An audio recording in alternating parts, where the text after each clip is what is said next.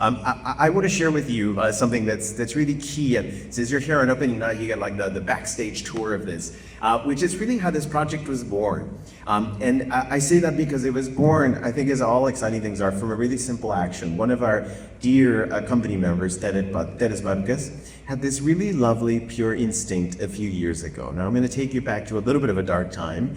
If you recall, we're just surfacing beyond the height of the pandemic. And I remember we're like calling each other and asking, like, are you washing your apples? What's happened? Like all that conversation. And as a company, as a group of artists, we felt that something we were worried about was actually about hope. That we were feeling a little bit hopeless and a little bit like the society, culture, and communities around us were feeling that. And Dennis had this really, really pure instinct to put up these posters everywhere that just said, call this number and tell us how you imagine a more perfect future. It didn't say art, it didn't say theater, that's all it said. We were taking care of families, so we put them in a bunch of cities and we were sure no one was gonna call. That's crazy, who was gonna call? It is, old-fashioned hotline.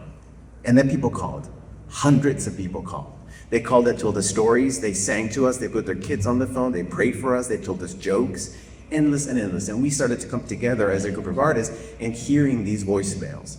And we realized that there is a lot of hope, that there's actually not only a vision of the future, but many visions of the future, and that it's actually quite a really beautiful democratic idea because they're futures.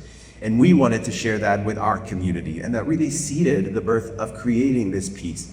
And to have this community be in meditation, and I hope you felt a little meditative in there, in meditation of this, I hope it really gives you a spark around that conversation. Because boy, oh boy, do we need hope. And we need visions of the future. And for us, that's a really big part of this. I want to acknowledge there's a recording in there, it's one of my favorite recordings of a voicemail of a little kid who calls and says, I just love the idea of this very simple statement, which is that the future is now.